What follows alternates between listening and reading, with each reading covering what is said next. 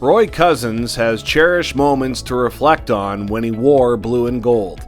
But before becoming a Bobcat, the harsh realities of life also had a lasting impact. I remember I got a job at Red Lobster, and with my first paycheck I bought this rally bicycle, like a 12-speed bike back in the day. So I pick up the bike today, I'm riding down like a pretty busy street, but it's late at night, like 9-10 o'clock. I finished work, and I remember an officer pulling me over and telling me I had to walk the bike back home because it didn't have a light on it.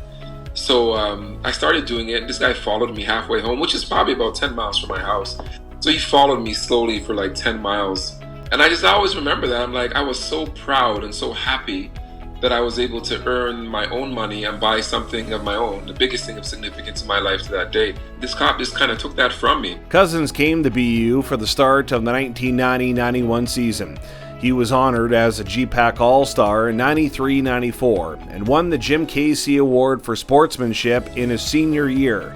Team unity was strong, and so was community support. It wasn't welcoming just because we were basketball players. That helped. I won't lie, but they were really welcoming, caring, and kind. And I really didn't have many negative experiences in Brandon in terms of experiencing racism. There were a few. If I brought them up to the administration, they were dealt with appropriately.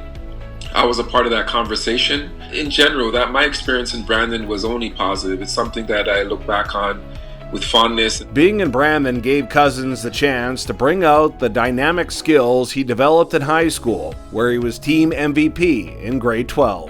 As a young kid at that time, dunking made me popular. Dunking was what I was about. If you thought of Roy Cousins, that guy could jump out the gym. So I just wanted to continue to do that. But I remember Jerry always telling me to expand my game. And I developed a nice little 15-foot jump shot eventually. But I remember Jerry always telling me to go home and work on shooting. Work on your foul shooting, work on shooting from 15 feet, work on shooting at the baseline. And I rarely did it. I just wanted to dunk. So even my summer league tournaments, you give me the ball and I'm going to fly in there from somewhere because, that was who I am. His 5-year run was wedged between the Bobcats dynasty of the 1980s and the program's 4th national title in 1996. Now, even though I wasn't there for 96, I wasn't a part of that team, I felt like I was there. I contributed. So no regrets for that. Really, that foundation was something that I know I helped establish. Cousins returned to his home province of Ontario to start his teaching career. He also gave back to the game. He coached for 15 years before a long hiatus. Family and his passion brought him back. But then my kids now are 9. I have twin boys who are 9. A good friend of mine, he's a teacher, and his son is 9, and we formed a basketball team.